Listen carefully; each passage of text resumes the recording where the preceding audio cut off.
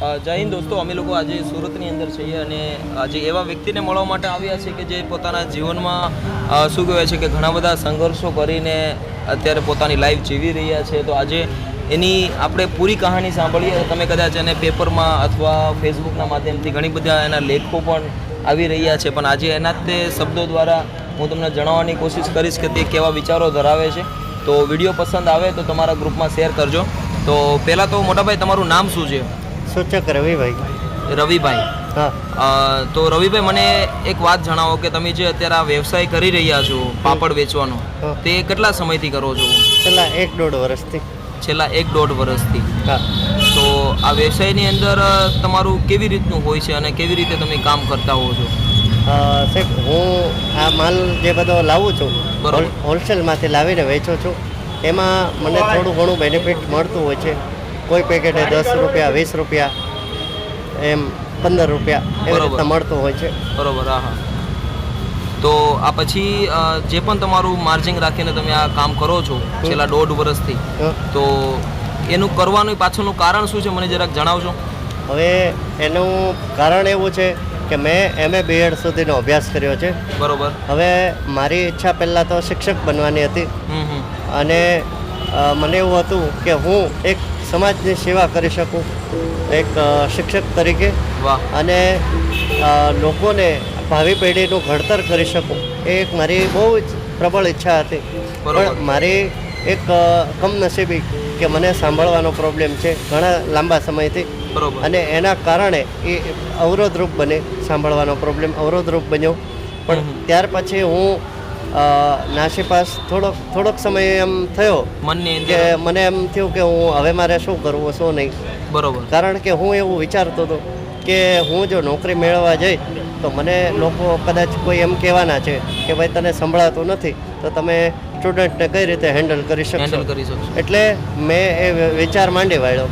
અને ત્યાર પછી એક મારા મિત્ર ભાવિક બારોટ કરીને છે, હવે એ પોતે પણ પાપડનો વ્યવસાય કરે છે. અલગ અલગ કોમ્પ્લેક્સોમાં ને બધે ફરીને પાપડ વેચે છે.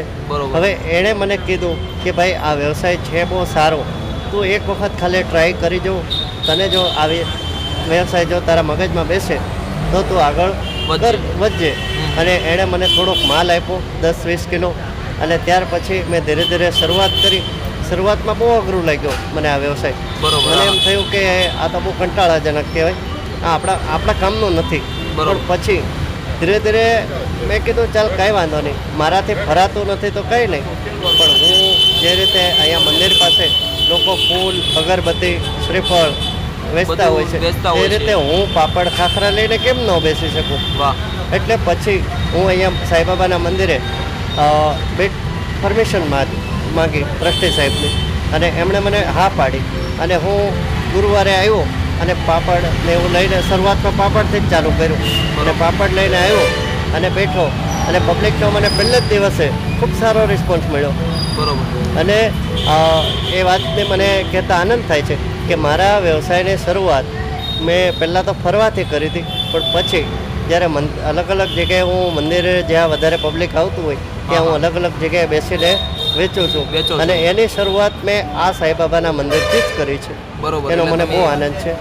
અને મારા અહીંયા મંદિરના તમામ સ્ટાફનો સપોર્ટ સારો મળે છે, ટ્રસ્ટી સાહેબનો સપોર્ટ પણ સારો છે, અને અન્ય લોકોનો સપોર્ટ પણ મને સારો મળે છે. બરોબર. હા. તો હવે રવિભાઈ, મને એક વાતથી મને જાણ કરશો કે તમે, હું જોઉં છું તે પ્રમાણે કે તમે જોઈ પણ નથી શકતા, પછી પહેલાં તમારે સાંભળવાથી પણ પ્રોબ્લેમ હતો, અત્યારે તમે મશીનનો ઉપયોગ કરો છો. તો આજે તમે જોઈ નથી શકતા, તે ક્યારથી પ્રોબ્લેમ થયો છે કે જન્મથી જ છે? એ જન્મથી જ છે પ્રોબ્લેમ. સાંભળવાનો પછી જ થયો, પણ આંખનો પ્રોબ્લેમ જન્મથી જ છે. જન્મથી જ તે પ્રોબ્લેમ છે. તો રવિભાઈ, મને એક વાત જણાવો કે જ્યારે બાળપણથી લઈને અત્યાર સુધીના સમયમાં એક અંધકારમય જીવન જે તમે જીવી રહ્યા છો, તો તમે તમારા વિચારોથી મને ખાલી એ વસ્તુને કહી શકો કે તમારું કેવી રીતનું જીવન રહ્યું અત્યાર સુધીનું? સાહેબ, મારું જીવન એમ બહુ જોવા જાઉં તો સંઘર્ષમય રહ્યું છે. બરોબર. કેમ કે મારી તંદુરસ્તી, શારીરિક તંદુરસ્તી એટલી બધી સારી નથી કે મને ઘણીવાર આમ શારીરિક રીતે થાક પણ બહુ લાગતો હોય છે. અને છતાં હું હિંમત ન હાર્યો અને મેં 1 થી 12 ધોરણ સુધીનો અભ્યાસ સુરત ઘોડદો રોડ ખાતે અંધશાળા આવેલી છે ત્યાં કર્યો. હા. અને ત્યાર પછી અમરોલી જે.ઝેડ શાહ આર્ટ્સ કોલેજ છે ત્યાં સુધી એમએ સુધીનો અભ્યાસ કર્યો.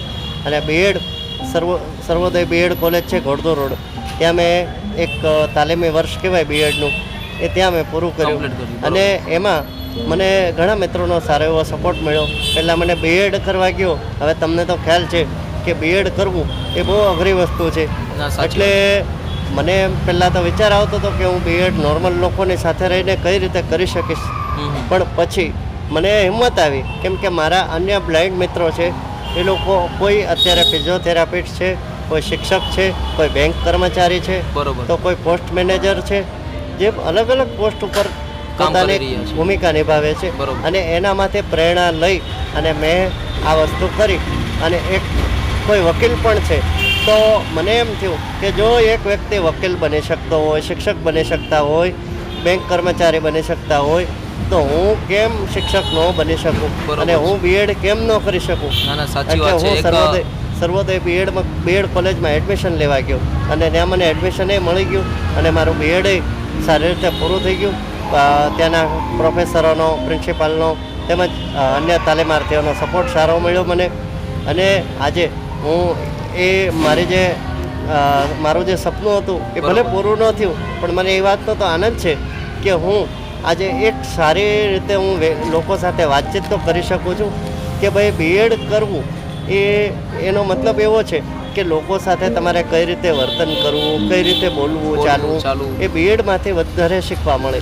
ના ના, સાચી. અને ત્યાર પછી તમને એક બીજી વાત પણ મારે જણાવવાની હા, કે બોલો. મારા નાનપણથી મારા પિતાશ્રી 20 વર્ષથી અવસાન પામ્યા છે. ઓહો. અને મારા માતાશ્રીએ મારો ઉછેર કર્યો છે. નાનો ભાઈ છે એ મારો 100% બ્લાઇન્ડ છે અને સાથે માનસિક રીતે પણ વિકલાંગ છે. ઓહો. એટલે મારા મમ્મીએ જે સંઘર્ષ કર્યો છે એ સંઘર્ષમય જીવન એમનું જે રહ્યું છે એ મારી કરતાં વધારે સંઘર્ષમય જીવન એનું છે. ના, એટલે એક એનામાંથી મને પ્રેરણા વધારે મળી કે મારા મમ્મી આટલે નાની ઉંમરે મારા પિતાશ્રીનું અવસાન થયું અને ત્યાર પછી જો એ આટલું સંઘર્ષમય જીવન જીવી અને અમને 2 ભાઈઓનો ઉછેર કરીને અમને મોટા કરી શકતા હોય તો હું કેમ ન આ કામ કરી શકું. વાહ. વાત બધી જાણીને તો મને અંદરથી એવું ફીલ થઈ રહ્યું છે કે તમે શું કહેવાય છે, ભગવાને તમને જે પણ કોઈ રૂપ રંગ જે પણ અત્યારે તમે આપ્યો છે અને તેમ છતાં પણ તમે તમારા જીવનમાં અત્યારે ખુશ છો તમે, એ બહુ મોટી વાત છે. તો રવિભાઈ, મને એ જણાવો કે હવે તમે એટલું બધું સારું કામ કરી રહ્યા છો અને તમે અભ્યાસ પણ બહુ સારો કર્યો છે, તો આવનારા સમયની અંદર હવે તમારું શું લક્ષ્ય છે, તમે શું કરવા માગો છો? બસ હજી મને મારું લક્ષ્ય એવું છે કે હવે મને આ વ્યવસાયમાં બહુ જ રસ પડ્યો છે. એટલે આ જ વ્યવસાય મારે કરવો છે. અને ભવિષ્યમાં હું એવું વિચારું છું કે એક મારી પોતાની પાપડની દુકાન હોય અને આજે હું રોજ અલગ અલગ જગ્યાએ ફરું છું. બરોબર. એ મારે ફરવું ન પડે અને એક જ જગ્યાએ મારી પોતાની દુકાન હોય અને હું બેઠા બેઠા સારી રીતે વેપાર કરી શકું. બરોબર. એ જ મારું લક્ષ્ય છે. અને બીજું એક એવું લક્ષ્ય છે કે હું મારા પરિવારને વધારેમાં વધારે મદદરૂપ થઈ શકું. ના, બરોબર છે. અને તમે જે તમારા લક્ષ્ય વિશેની વાત કરી કે ભાઈ તમારે એક એવી દુકાન જોવે છે કે જે તમે ત્યાં વ્યવસ્થિત દરરોજનો ધંધો તમે ત્યાં કરી શકો, જેથી તમારે આવી રીતે દરરોજ હરવું ફરવું ના પડે. બરોબર. તો હવે એની માટે પણ હું પ્રયત્ન કરીશ, કેમ કે અમે જે ફાઉન્ડેશનમાંથી આવીએ છીએ, તો પહેલાં એની વાત કરી દઉં કે મારું નામ પહેલાં પોપટભાઈ આહિર છે. મારા ભાઈ પ્રતિક સાથે અને ઘણા બધા લોકોના સાથ અને સપોર્ટથી અમે એક ફાઉન્ડેશન ચલાવીએ છીએ સુરતની અંદર. અને અલગ અલગ વિસ્તારોમાં પણ અમે લોકો જઈએ છીએ અને જ્યાં જરૂરિયાતમંદ લોકોને મદદ પહોંચાડીએ છીએ. પણ આજે તમે લોકો માટે એક પ્રેરણાદાયી બનશો કે તમે આવી રીતે પોતાનું અત્યારે જીવન જીવી રહ્યા છો, એ બહુ મોટી વાત છે. તો અત્યારે અમારા ફાઉન્ડેશન તરફથી હું પણ તમને સપોર્ટ કરીશ અને તમારા આવનારા સમયની અંદર જે પણ તમારું કોઈ લક્ષ્ય છે દુકાન માટેનું, તેમાં પણ હું તમને સપોર્ટ કરીશ, કેમ કે લોકોનો સપોર્ટ આપણી સાથે છે અને એના સપોર્ટથી તમારો એક વ્યવસ્થિત તમે વ્યવસાય કરી શકશો. બરાબર છે.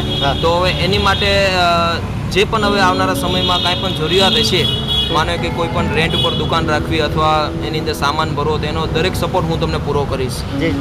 બરોબર.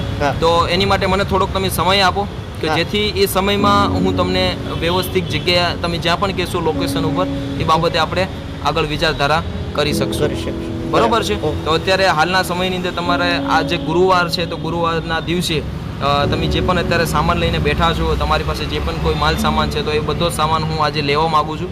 અને એ સામાન એટલા માટે લેવા માગું છું કે એ સામાન પણ હું કોઈ એવા વ્યક્તિને આપીશ કે જેને આ વસ્તુની જરૂર છે, અને જ્યાં સુધી નથી પહોંચી શકતો તમારો સામાન ત્યાં સુધી પહોંચાડવા માગું છું. બરોબર છે? બરાબર. અને આજના દિવસ માટે હું તમને આરામ દેવા માગું છું કે આજે તમે ઘરે જાઓ, તમારા મમ્મી સાથે રહો, તમારા ભાઈ સાથે રહો.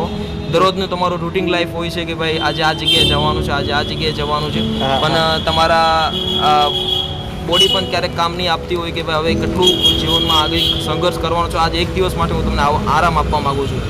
બરોબર છે?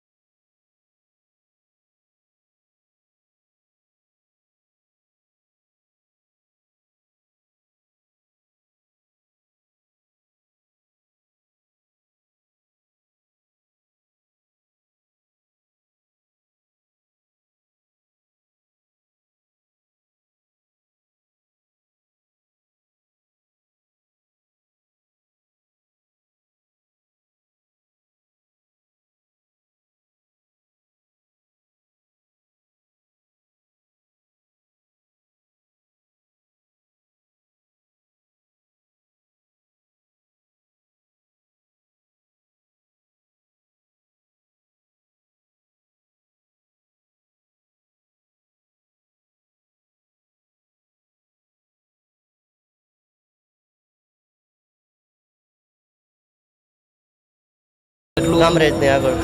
કામરેજથી પણ આગળ? હા. અને ત્યાંથી તમે અહીંયા આવો છો? હા, ત્યાંથી હું અહીંયા આવું છું. હવે આ 2 ઠેલા લઈને હું રિક્ષામાં આવું સવારે. હવે રિક્ષાવાળો મારી પાસે 300 રૂપિયા ભાડું લે, બરાબર? એટલે આ તો એક તમને જસ્ટ કહું છું. મારી હું એવું નથી કે મારી પોતાની હું તમને મોટાઈ બતાવું છું, એવું નથી, પણ એક તમને કહું છું. ગવર્મેન્ટ પણ આવા તમારા જો લોકો માટે ઘણી બધી સેવાઓ પૂરી પાડે છે. અને ઘણી બધા લોકોને તમારા જેવા ઘણા બધા એવા લોકો છે કે જે આવી રીતે નાની મોટી મહેનત મજૂરી કરતા હોય છે. તો એ લોકો માટે તમે કંઈ કહેવા માગશો કે જે તમારું જેવું જીવન અત્યારે લોકો જીવી રહ્યા છે? બસ હું એ લોકો માટે એને એક જ મેસેજ આપવા માગું છું કે હંમેશા આપણાથી થાય એટલે મહેનત કરવાની, બાકી એનાથી વિશેષ કશું નહીં. કેમ કે ભગવાન દેવાવાળો બહુ મોટો છે. આપણી પાસે જો આપણા હાથમાં શક્તિ હશે, આપણી વાણી સારી હશે, તો લોકો આપણો સામાન આપોઆપ લેશે. બરોબર છે. અને ઘણા બધા લોકો આવી અવસ્થામાં હાર માની જતા હોય છે કે ભાઈ હવે કેવી રીતે આપણે જીવન જીવશું. તો એ લોકો માટે તમે ઘણું મોટો ઉદાહરણ બની શકો છો. અને તમે આજે જે તમે મેસેજ આપ્યો છે, તો ઘણા બધા લોકો એવા છે કે જે આજે એ પણ એના જીવનમાં ઘણું બધું શીખશે. અને અમારા જેવા જે લોકો જે છે જેની પાસે બધી જ વસ્તુ હોવા છતાં પણ ક્યારેક અમે પણ અંદરથી તૂટી જતા હોઈએ છીએ, કે એની માટે પણ તમે ઘણા બધા પ્રેરણાદાયી બની શકશો કે જો તમે કરી શકતા હોય તો અમે કેમ ના કરી શકીએ. જી બરાબર. અમારે જેવા રોજનું કમાઈને રોજનું ખાનારા લોકોને આર્થિક મદદ કરી અને અમને અમારો હાથ પકડ્યો છે અને અમને હિંમત આપે છે. એટલે એ લોકોનો પણ હું આ સોશિયલ મીડિયાના માધ્યમથી આભાર માનું છું. ના, થેન્ક યુ. અને આપણે માણસ છીએ તો માણસની મદદ કરવી એક આપણો માનવતાનો ધર્મ હોવો જોઈએ. અને અમારું પણ ગ્રુપ અને અમારું ફાઉન્ડેશન એ જ તે હેતુથી અત્યારે કામ કરીએ છીએ. તો દોસ્તો, આજે આ વિડીયોના માધ્યમથી તમે બધું જોયું તે પ્રમાણે કે જે રવિભાઈ જે છે તે ઘણા દિવસથી પોતાનો વ્યવસાય આવી રીતે ચલાવે છે. તો આજે આપણે એને મદદરૂપ થવું એક આપણો નાનો અમથો એક શું કહેવાય છે કે હેતુ હોવો જોઈએ કે આપણે કોઈ માણસ માટે એટલી મદદ આપણે કરવી જોઈએ. તો આજે તો અમારા ફાઉન્ડેશન તરફથી જે નાની મોટી મદદ થતી છે તે દરેક વસ્તુ અમે આજે ખરીદી કરી લીધી છે.